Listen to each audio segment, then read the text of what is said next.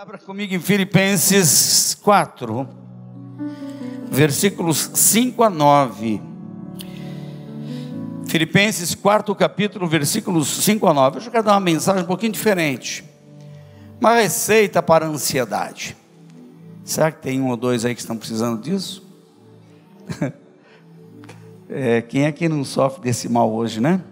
Mas vamos para a palavra. Tomar uns comprimidos daqui vindos do céu para isso. Ansiolíticos divinos. Vamos mudar o nome da mensagem. Filipenses 4, de 5 a 9. Seja a vossa equidade notória a todos os homens, perto está o Senhor.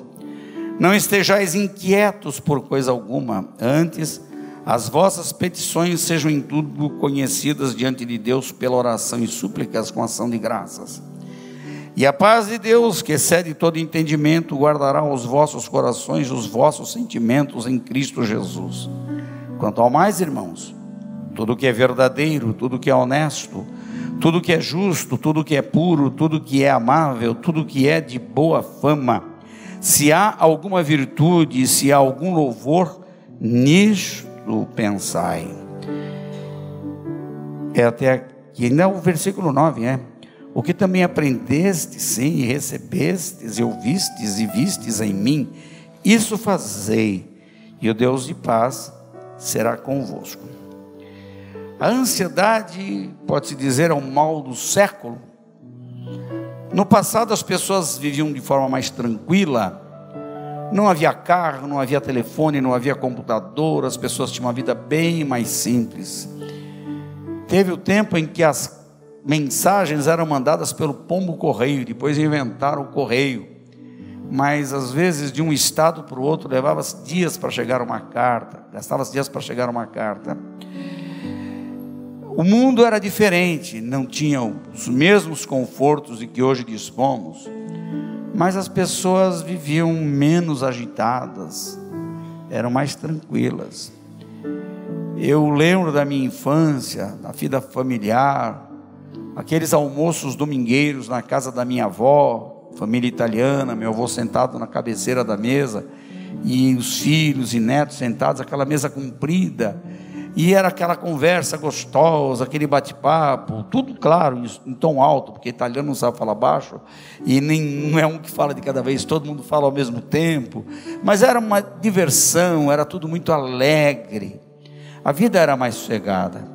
Algumas pessoas viviam em cidades do interior, onde tudo era mais pacato, era mais saudável. Mas hoje, quem vive numa cidade agitada como São Paulo, onde o trânsito cansa, onde tem até rodízio, porque não é possível colocar todos os carros ao mesmo tempo na rua, onde há brigas no trânsito, uma impaciência, onde o telefone toca, você está atendendo um assunto, daqui a pouco vem outro, há um aborrecimento daqui, outro dali, e isso vai acumulando uma tensão muito grande dentro da gente. Algumas pessoas são ansiosas por natureza, propensas à ansiedade. Outras desenvolvem com o passar do tempo.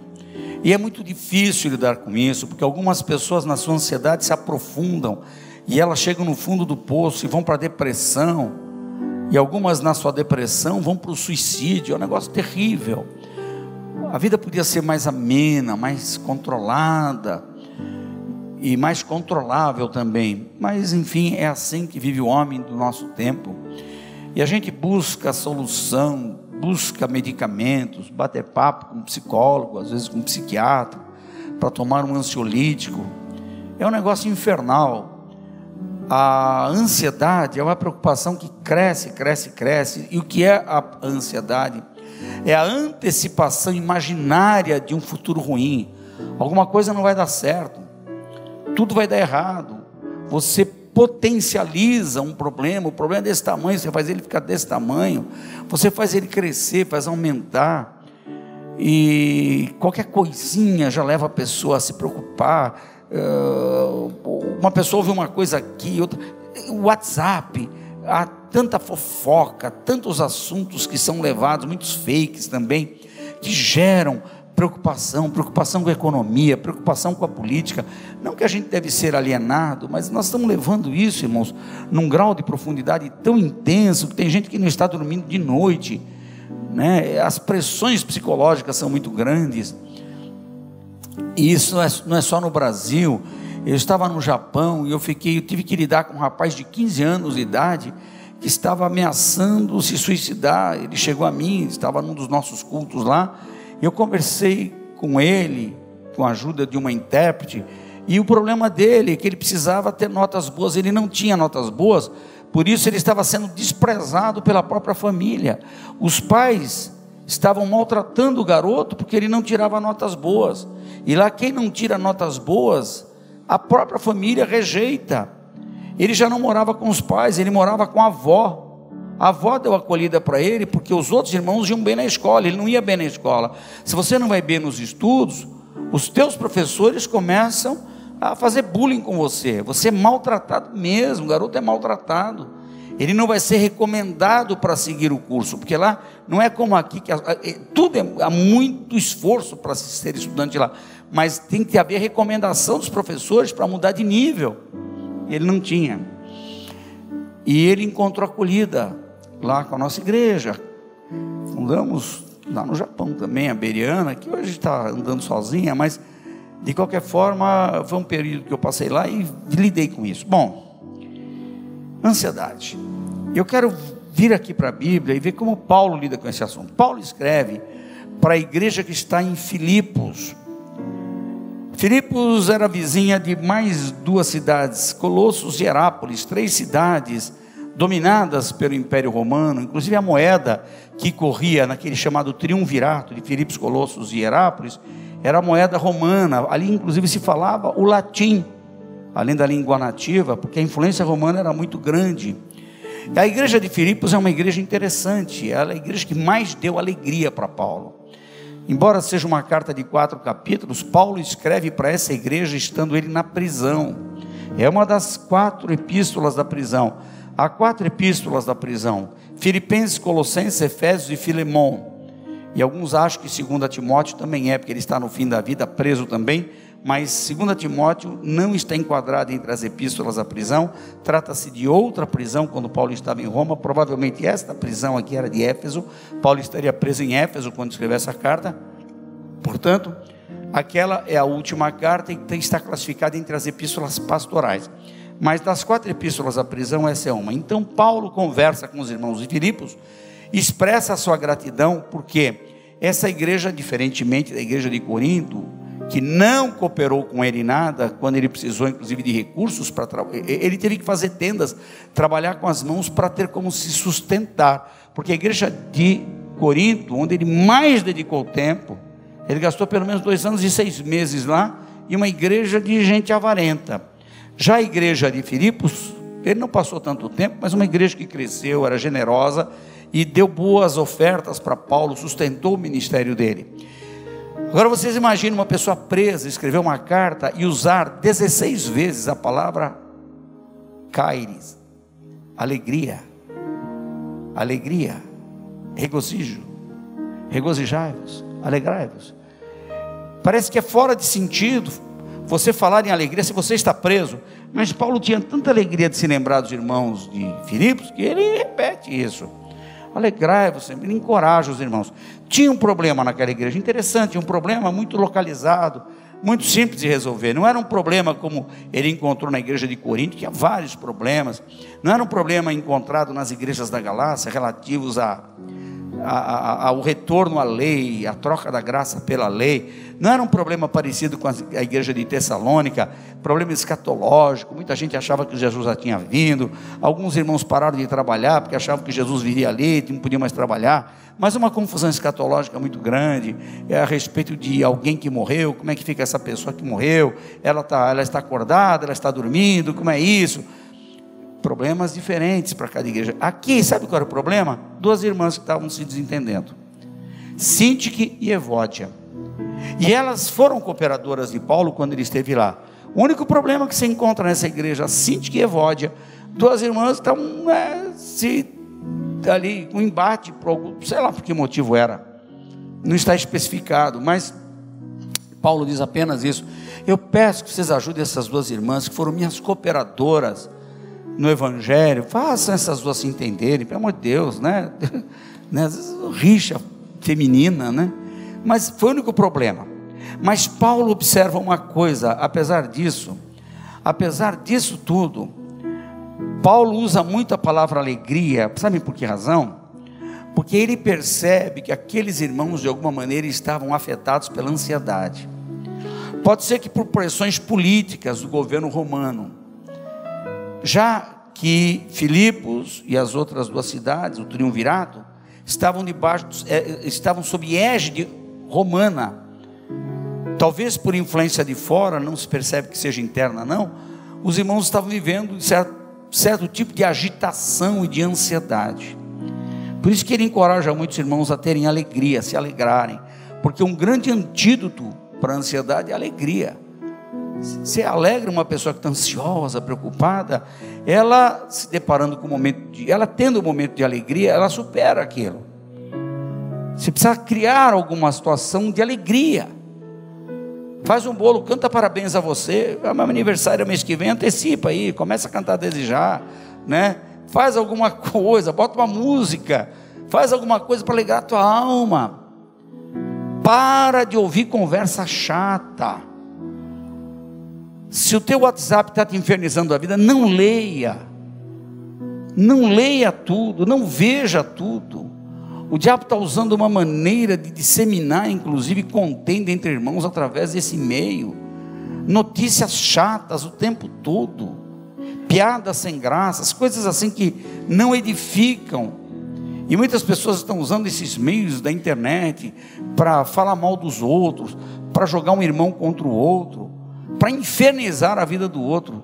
Use esse instrumento para edificar vidas. Eu tenho um amigo pastor que todos os dias me manda uma mensagem, é um versículo bíblico. Gosto disso. Vou falar o nome dele, pastor Eli Fernandes. Foi pastor da igreja batista aí da Liberdade. Todos os dias ele me manda um versículo. Walter, estou orando por você. Walter, Deus abençoe teu ministério. Walter, coragem, coisa bonita, né? São coisas boas que edificam a gente. Então nós vamos para o texto que eu acabei de ler. Vejam comigo. Primeira coisa, Paulo fala para você lidar, como você deve lidar com a sua ansiedade. Seja a vossa equidade notória a todos os homens, perto está o Senhor. Equidade é igualdade, é equilíbrio, é controle.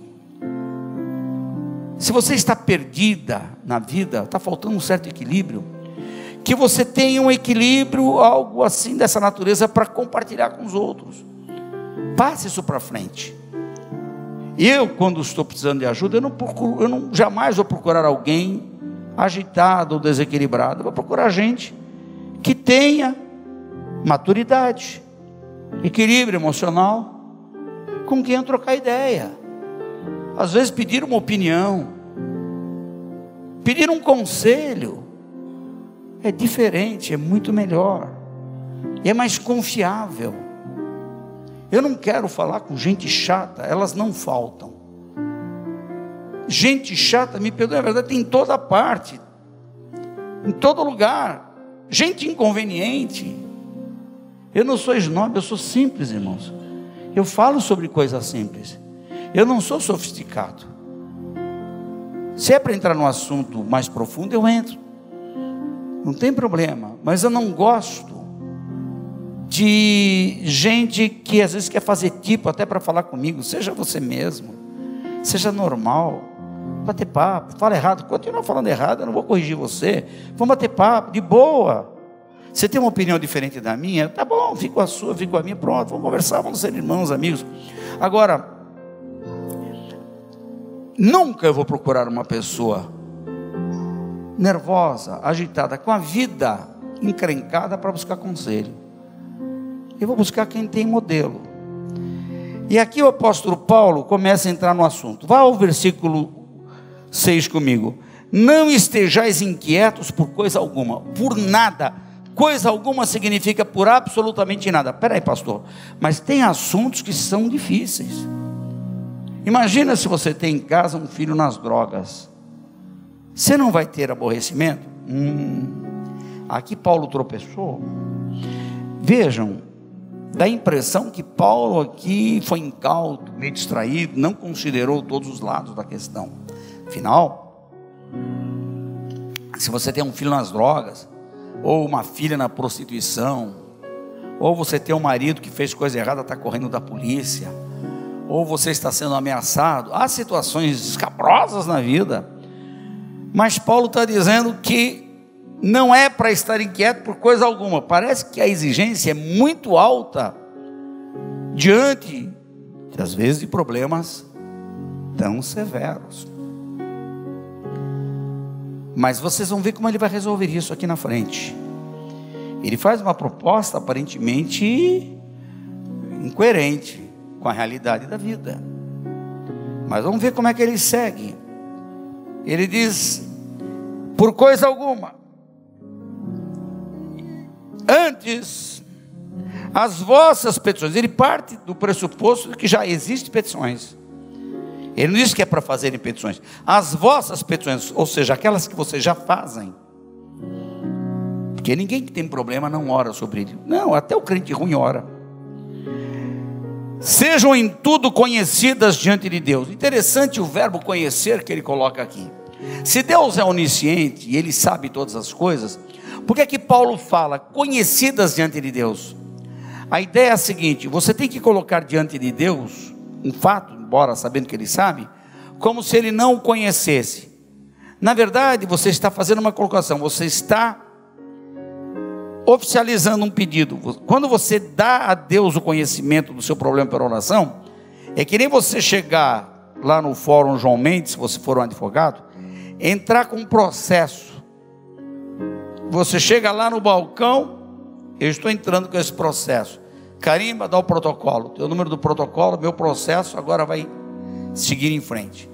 Você está referendando um pedido. A oração referenda algo que Deus já conhece, mas Ele quer que você diga. Por isso que a gente ora. A gente ora para Deus conhecer o problema que Ele já conhece? Sim. Isso é estranho? Sim. Isso é lógico? Não. Na nossa lógica, na lógica de Deus é. Então a gente precisa parar de comparar a lógica humana com a lógica de Deus. A lógica de Deus é outra. Ele sabe todas as coisas, e daí? Ele quer que você diga aquilo que Ele já sabe. Ele apenas quer que você o faça saber por uma conversa com Ele, que você está precisando de ajuda naquela área. E Paulo vai especificar isso já já, vocês vão ver também. Vamos seguir aqui. Pela oração e súplicas. O que é oração e o que são súplicas? São a mesma coisa, porém, dá para sublinhar.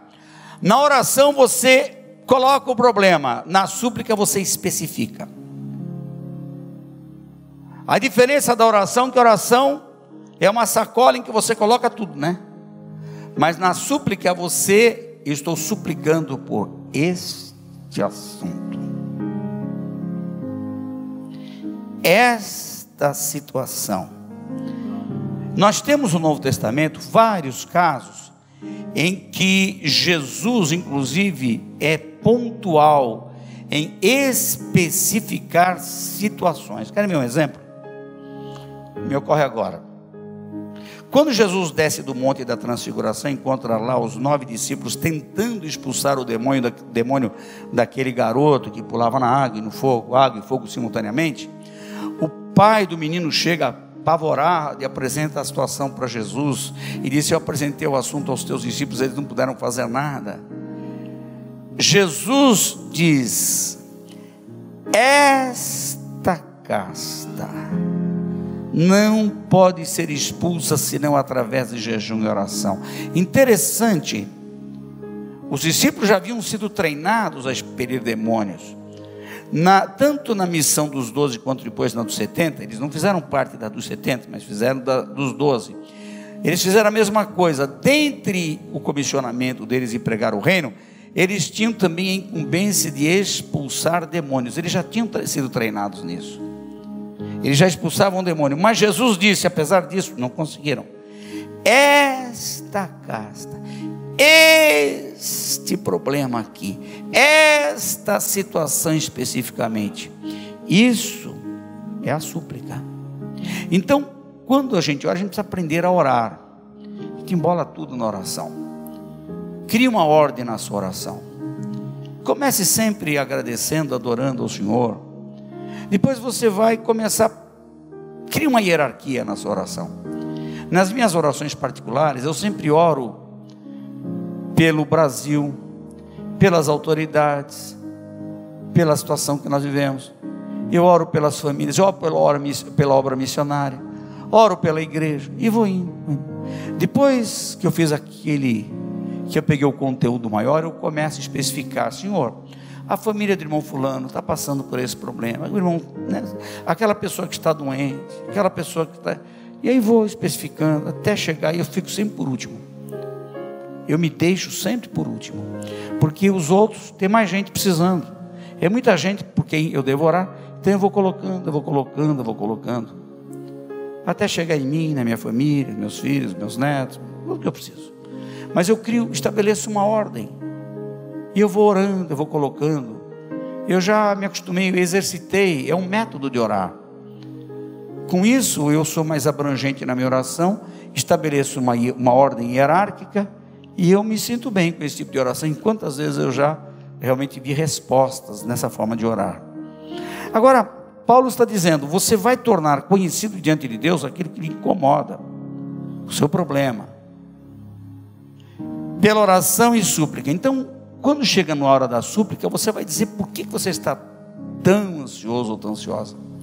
Tem gente que está ansiosa e às vezes não sabe explicar o motivo, ansiosa por natureza, e às vezes ela joga a ansiedade dela no nervosismo, ela grita com o marido, grita com os filhos, grita com todo mundo, é áspera para responder, não é educada, não tem modos, pessoa desagradável.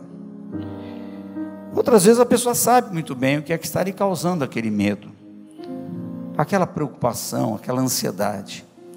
Às vezes é uma doença, apareceu um carocinho no seio, meu Deus do céu, pode ser um câncer. Se for um câncer, olha a minha idade, Senhor, quanto tempo será que eu vou ter de vida? Ai, meu marido, será que ele casa de novo ou não? Será que eu tenho... E quem vai cuidar dos meus filhos? Oh meu Deus, começa a pensar nos filhos que tem, começa a pensar na sobrevivência, como é que vai ser daqui para lá? Oh meu Deus, ninguém vai cuidar dos meus filhos como eu cuido. Pronto, aí vai fazer um terror, e o humor vai embora. Você vai tornar o seu problema ainda pior, porque a doença se torna psicossomática. E há muitas enfermidades que se instalam no nosso corpo, movidas por tensões psicológicas, doenças psicossomáticas. O câncer, em muitos casos, sim ou não, doutor César, é uma doença que tem como fonte o psicológico, as ansiedades, as preocupações. É uma doença psicossomática. Paulo está falando primeiro da oração. Oração é um assunto que devia ser levado mais a sério. Nós precisamos criar hábito de orar. Um hábito de orar não apenas em momentos, não orar apenas em momentos de dor, de preocupação, mas orar sempre. Fazer da vida uma vida de oração. O crente tem que orar sempre. E mesmo quando ele não está num período de oração, no momento de oração em que ele se ajoelha no pé da sua cama, na sua casa, ele deve ter o hábito de orar em espírito. Eu estou sempre orando, eu não paro de orar, eu não dou espaço vazio para a minha mente, não tem espaço vazio. Eu estou dirigindo, eu estou orando, estou ouvindo uma música, estou adorando, estou orando. Eu lembro de alguém, Senhor, aquela pessoa, minha mente está, o Senhor conhece os nossos pensamentos, a oração sobe daqui. Eu estou sempre orando em todo o tempo. Por isso a Bíblia fala, orando em todo o tempo. Quando Paulo fala em Filipenses 5, em Tessalonicenses, 1 Tessalonicenses 5:8, orai sem cessar. Você imagina aqueles irmãos que só acreditam na oração feita de joelho? Tem uma igreja que, né? Os irmãos acreditam assim, é uma forma de orar, mas não é a única forma de orar. Como é que Jonas ficou no ventre do peixe? Onde ele ajoelhou lá para orar? E lá do ventre do peixe ele clamou. Ele estava ajoelhado no ventre do peixe? Me poupe, né? A gente não vai ficar ajoelhado o tempo todo para orar, mas o tempo todo você pode manter-se ligado a Deus, expondo suas necessidades, seus pedidos. Então a oração é o primeiro, melhor e mais saudável meio de resolver a ansiedade. O problema é que a ansiedade é um sentimento que desconfia de tudo. inclusive do próprio efeito da oração. Impressionante, muita gente não acha que a oração seja suficiente. Eu estou orando, mas será que Deus vai fazer? E se Deus não fizer? Então vem a dúvida já no meio da oração. Você tem que superar isso pela própria oração. Ore, insista em oração. Comece a ver na sua vida, você que chegou até aqui, diga para si mesmo qual é a sua idade, por quantos problemas você já passou, quantas vezes você foi para a cama, perdeu o sono porque tinha uma situação que tirava o seu sono, um desemprego, uma dívida, uma ameaça, ou às vezes o fato de você mesmo ter chateado alguém, não saber como resolver o problema, ficar uma situação, carregar uma culpa. Quantas situações desagradáveis a gente acumula, por quantas você já passou, e você sempre orou, mas muitas vezes você orou achando que Deus não ia cuidar daquilo. Você achava que sim, mas achava que não ao mesmo tempo, porque sei lá, e se Deus não fizer? Cadê aquele problema? Onde estão aqueles problemas todos? Você está aqui.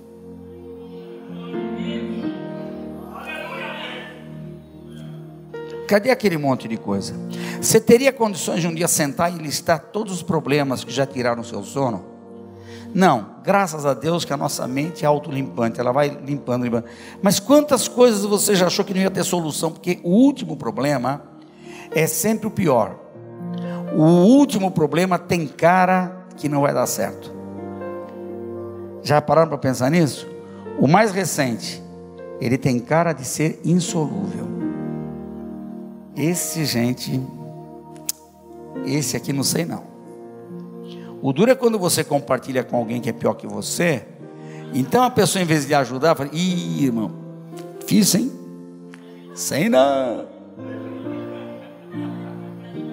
Uma vez eu fiquei tão perturbado com uma visita que eu recebi na minha casa, porque eu morava em Santos, eu era o diretor do Instituto Bíblico das Assembleias de Deus Santos, e Deus me falou para vir para São Paulo e montar a ESE, a Escola Superior de Teologia Evangélica. E eu recebi, junto com outro amigo muito querido meu, um médico, que também era teólogo. Eu compartilhei com ele, mas tinha um visitante ilustre. Como eu morava em Santos, o pessoal gostava muito de ir para lá, para aproveitar 2, 3 dias de final de semana e ir para a praia, né? Então eu estava recebendo, os dois eram solteiros, e um deles estava assim enquanto eu falava.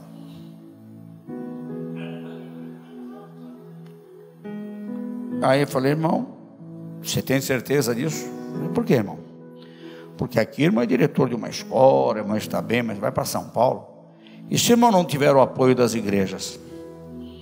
Eu não posso pensar assim. E o irmão vai registrar os professores? Não. Começando. Quanto o irmão acha que vai pagar de aluguel num prédio? Eu já fiz essa conta. Mas começou a achar dificuldade. O inferno. Eu não dormi aquela noite, eu fiquei perturbado. Todo o meu entusiasmo foi embora. Mas de manhã eu deixei eles irem para a praia e eu fui pregar no Morro do Sabuó. Morro do Sabuó, Sérgio, você conheceu o Morro do Sabuó ali, né? Você morou lá, conheceu. Você lembra de Dom Pedro do Bandolim, que falava língua estranha e profetizava às vezes no culto da ceia lá em Santos? Eu conheci o Sérgio quando era pequenininho. A mãe se converteu, ele e os irmãos para o culto. E eu chego lá no Morro do Sabuó derrotado. É uma favela. E lá estava a congregação. E eu fui pregar, mas eu estava triste. Eu não tinha dormido a noite. Aí daqui a pouco, antes de eu começar a pregar, a hora que eu levantei, irmão Pedro estava com o bandolim dele lá. Fala tudo errado. Servo, servo, servo. Por que tu tá assim, servo meu? Tu fica escutando gente que vai na tua casa e fala o que eu não falei. Não fui eu que te falei aqui, não, servo, servo. Vai em frente, servo meu, porque está de pé o que eu te falei.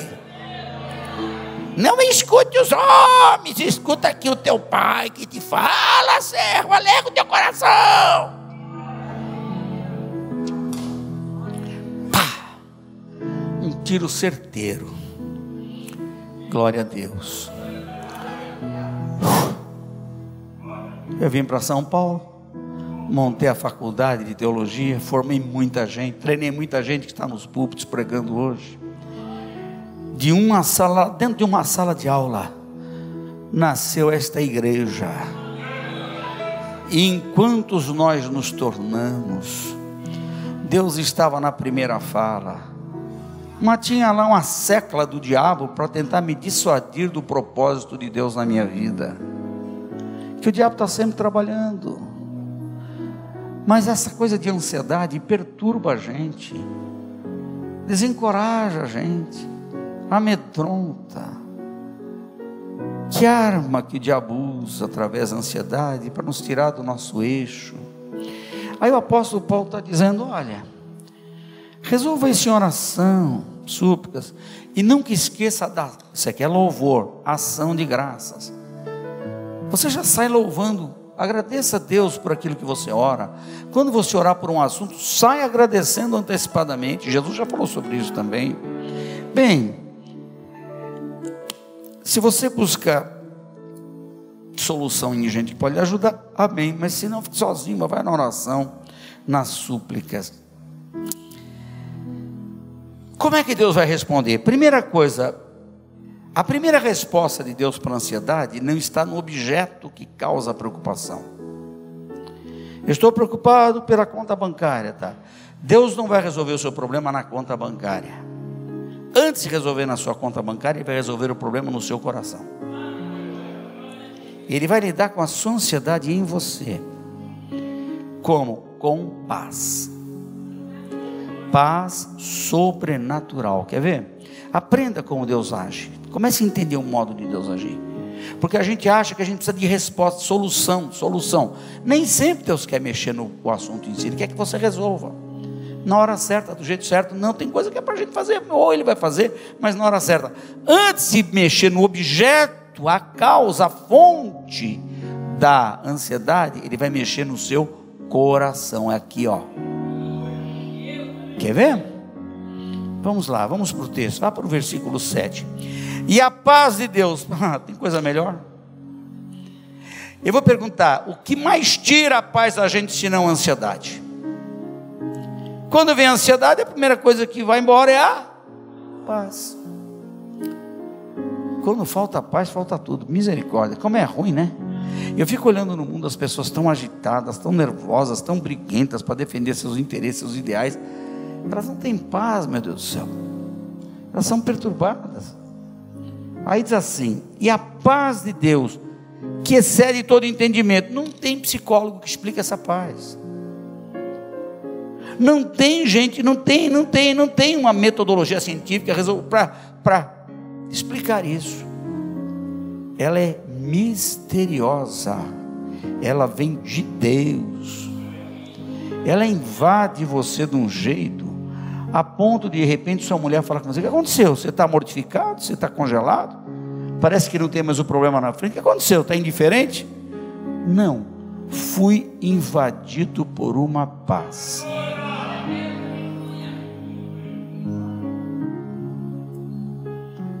Meu pai estava há 70 dias numa UTI. Eu não aguentava mais, eu ia todos os dias visitá-lo. Eu não aguentava mais ver meu pai amarrado, porque eu acho uma crueldade a pessoa ficar amarrada. Mas se solta, ele arranca as coisas inconscientemente. Ele precisa, né, doutor César? Precisa de tudo aquilo, mas vocês são maus. Vocês são pior do que os milicianos lá. Quando vocês pegam um coitado lá na UTI, se amarram o sujeito. Por que vocês fazem isso? Vontade. Mas se soltar, ele tira tudo. O que é pior? O que é menos pior? Deixar amarrado. Mas não aguentava meu pai amarrado. Era um sofrimento. Um dia eu saio de lá de São Bernardo, onde ele estava, às 5 horas da tarde, uma chuva em São Paulo, para pregar na igreja de Ferreira. Eu cheguei às 9 da noite, eu gastei 4 horas naquele trânsito infernal, aquela chuva, e triste, acabado, arrasado, com a última cena do meu pai, que queria falar comigo e não conseguia, e eu triste, eu dizendo, Deus, chega. Quando eu chego no culto, o pastor falou, o pregador chegou, ele vai pregar agora. Eu preguei das 9 às 10, os irmãos entenderam, foi um culto abençoado. Um irmão que estava lá, me pegou pela mão, falou, pastor, vem comigo aqui. Eu, muito simples, me levou numa marquise, com aquela chuva lá fora, numa marquise na frente da igreja, me levou num canto. Eu falei que vim do hospital, fui visitar meu pai, não disse nada, só falei da chuva. Eu falei, me atrasei, fui visitar meu pai. Ele falou, você está preparado para uma notícia que eu vou te dar? Qual é, irmão? Deus vai recolher teu pai. Mas ele nem sabia da gravidade do estado do meu pai. O Senhor põe paz no teu coração a partir de agora. Descansa, meu irmão. Eu não sei explicar, mas eu recebi a notícia que meu pai ia morrer e voltei do culto cantando. É uma loucura, parece uma desfeita, uma malcriação. Eu fui invadido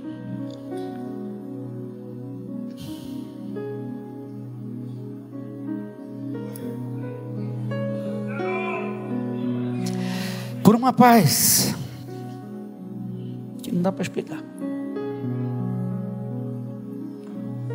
Era como se uma coisa boa fosse acontecer comigo. Parece uma loucura, né? Mas eu fui invadido por aquela paz. 2 dias depois eu estava jantando com Silas Malafaia, eu e ele, deixei ele no hotel, chego em casa, tinha uns 5 ou 6 obreiros da igreja na porta da minha casa, receberam a notícia na minha frente. Quando eu vi aquilo, eu falei, já sei. E era a notícia. Fui para o meu quarto, me ajoelhei, chorei, sozinho.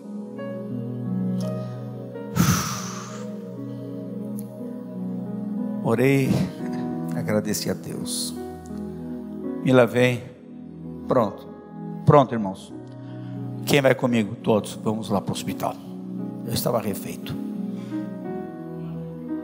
Não foi assim com você? Esses dias foi teu pai. Olha só.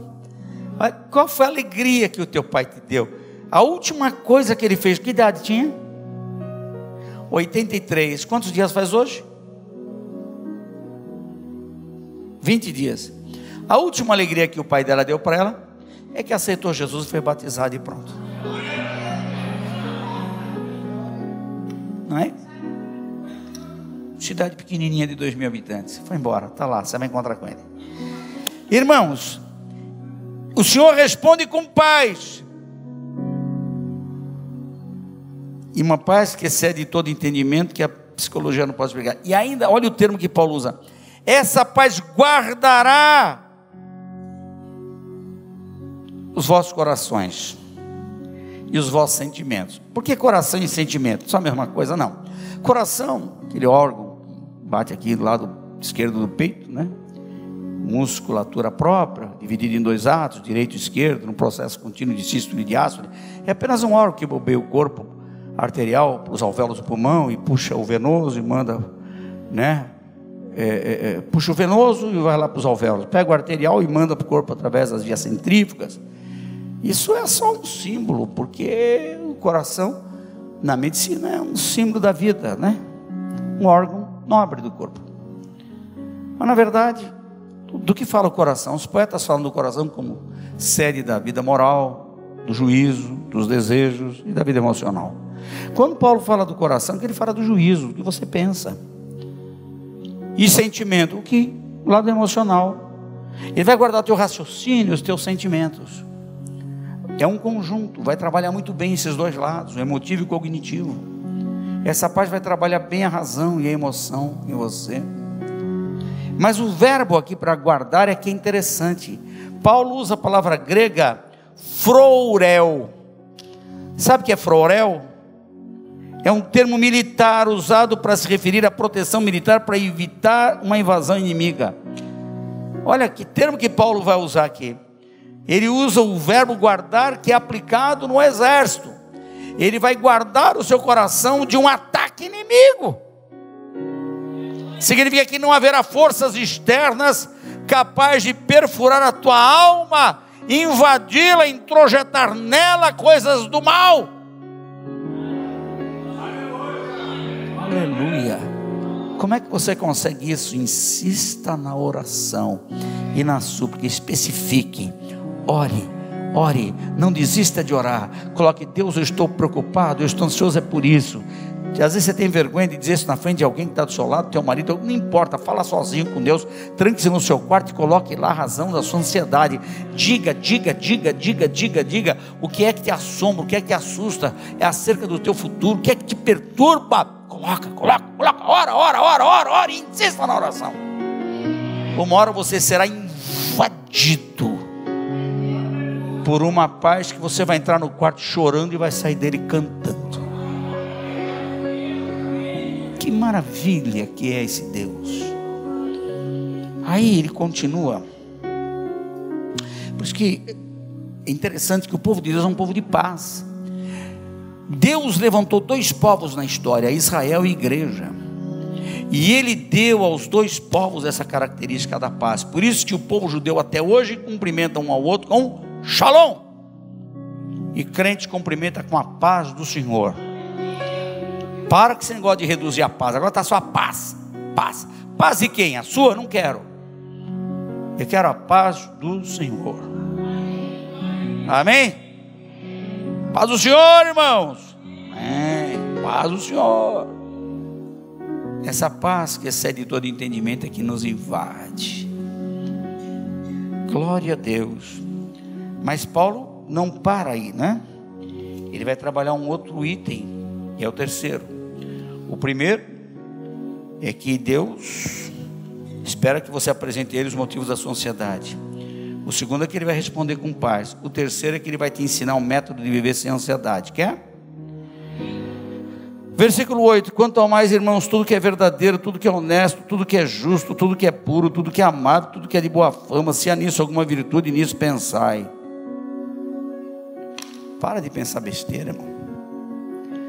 Para de pensar bobagem. Para de pensar coisas perturbadoras. Para de trocar mensagem com gente chata.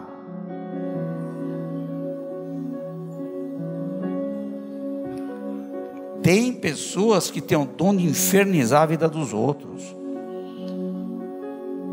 Tem gente que só fala derrota. Tem gente que nunca vem para você para dar um testemunho que Deus fez na vida dela. Só conta luta.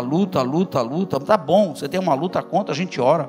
Mas a outra vez é luta de novo. E daqui é só pessimismo, só coisa ruim. Tudo vai dar errado, nada vai dar certo. Só vê problema, não vê solução para nada. Meu Deus do céu. Pede para Deus te levar, irmão. Vai embora, vai lá para o céu. Assim você sossega lá, que aqui na terra você não tem jeito. Misericórdia. Dá paz para os outros. Só problema, só dificuldade. Eu já contei para os irmãos da irmã Fiora, né? Vou repetir uma vez só mais, não se incomodem com isso. Da igreja lá, já que eu citei o Parque São Rafael hoje, a igreja lá longe, na hora do ofertório, a irmã Fiora era uma italiana muito chata. E eu tenho o hábito de ficar na porta para cumprimentar as pessoas. Mas aquela italiana era um inferno na minha vida. Ela nunca dizia uma coisa boa, ela só me criticava. Irmã Fiora, Deus te benedica, sorella. Que benedica. Que Deus te abençoe. Que abençoe? Que é, irmã Fiora? É que eu estou lá no hospital. Não, estou doente e não tem um pastor que vai me visitar. Irmãos, eu nunca entrei na casa daquela velha. Ela nunca estava em casa. Olha que eu ia, que eu fazia visita para todo mundo. Eu batia lá, cadê a irmã Fiora? Estava batendo perna. Eu não consegui orar por ela na casa dela. Nunca eu fazia visita de terça e quinta, e minha mulher o dia inteiro fazia visita e nada. A casa dela sempre vazia. Mas no culto a velha reclamava de mim na porta. Por quê? Porque visita que a gente mora e não tem um pastor que vem fazer visita. Mas irmã, não acho. Por ela, estava no hospital, estava nada, estava passeando. Mas aquela irmã nunca falou uma coisa boa para mim. E ela falava na frente de todo mundo: pastor, que não visita ninguém, visita os outros, mas essa veia aqui, eu sou feia. Aí eu mudei o hábito, eu não perguntava mais como ela estava. Eu abracei, tudo bem, irmão, pastor, boa semana. Chegaram, irmã Fiora, Deus te benediga. Aí virava para o outro, aí virava, cumprimentava. Deus te abençoe, e vira no dois. Não dava mais, irmãos. Horrível. Não tinha uma coisa boa para falar. O tempo todo, cutucando. Foge, gente, assim. Deus não vai te pensar mal de você por isso, não. Evita, tem gente que precisa evitar. A Bíblia fala sobre evitar pessoas.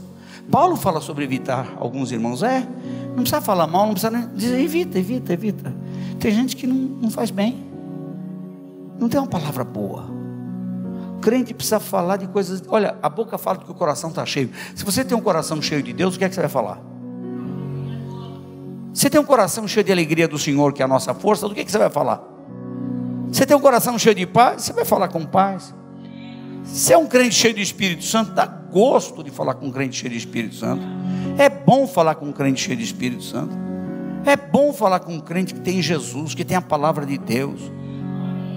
Mas não significa que amanhã esse crente não possa ter um problema. Fala o problema, vamos orar pelo problema. Às vezes precisa de um conselho, ainda mais eu como pastor, vou falar sobre o seu problema, vamos buscar um caminho, vamos raciocinar juntos. Mas se é para ficar falando mal dos outros, se é para ficar alimentando a sua mente de coisas, olha, vamos voltar para o texto do versículo 8. Paulo diz assim: quanto ao mais, tudo que é verdadeiro, não venha com fake, não venha com notícia chata, mentirosa. Tudo que é honesto, nós vemos um mundo de muita desonestidade, mas e daí? Tem honestidade também. Não é todo mundo que é desonesto, não são todas as coisas desonestas. Tudo que é justo, acerte, busque as coisas que são óbvias, certas, justas, corretas. Tudo que é puro, certamente não há pureza na sexualidade vil do mundo de hoje. Não há pureza nisso. E nós, como crentes, estamos reagindo a essa imoralidade que tenta se implantar de forma oficial no Brasil, do mesmo modo como Jezabel implantou, ela oficializou em Israel o culto a Baal. Ele já existia há muitos anos antes, mas ela implantou, e por ser casada com o rei, ela oficializou o culto a Baal. Querem oficializar coisas que são impuras, a gente não vai aceitar. Vamos pensar no que é puro, tudo que é amável, tudo que é de boa fama. Não explore a infâmia. Não explore a infâmia. É tão fácil achar erro nos outros. Eu acho erro em você, você acha erro em mim. Isso vai nos levar aonde? Quem vai ganhar com isso? Se há alguma virtude, se há algum louvor, nisso pensai. É uma proposta boa essa de Paulo, não é? Leia boa literatura. Ouça boas mensagens. Ligue o seu computador para procurar coisas que dão mais informação, conhecimento, cultura, edificação. Ouça boas músicas, põe no teu carro hinos. Louve a Deus enquanto você está no trânsito. Evite coisas que perturbam a mente. Eu repito o que eu citei ontem na reunião dos obreiros à tarde. A conversa dos discípulos no caminho de Emaús era uma conversa chata. Aí Jesus, que tinha morrido, ressuscitado, eles ainda não tinham atinado com a ressurreição. Embora já tinha informação feita pelas mulheres, mas eles não levavam as mulheres a sério. Aí Jesus entra no meio da conversa, andando, caminha com eles. E vocês dois aí que vocês estão conversando? Não lê jornal não? Não abri internet hoje? Não abri a página da UOL? Está sabendo dos últimos acontecimentos lá em Jerusalém? Que é a respeito de quem? De Jesus Nazareno. A gente esperava que ele fosse rei, fosse nos livrar do jugo de Roma.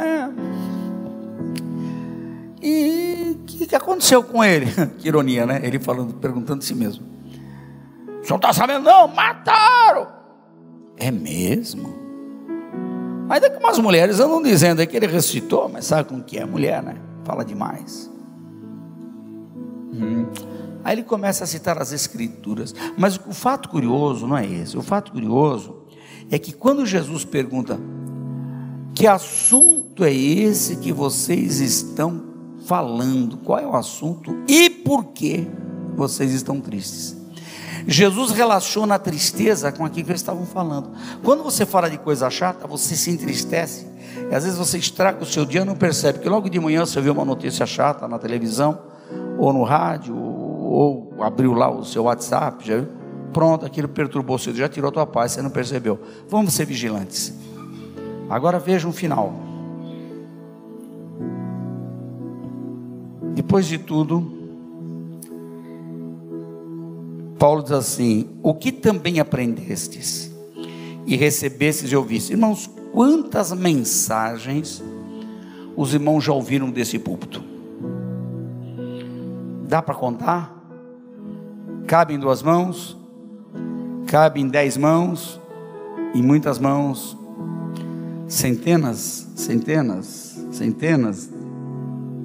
de mensagens. Em 33 anos de igreja, já foram milhares, né? Paulo diz assim: tudo que você já ouviu, comece a lembrar do que você já ouviu. Tudo quanto aprendestes. Os irmãos, quando chegaram, muitos não sabiam nada, hoje são obreiros.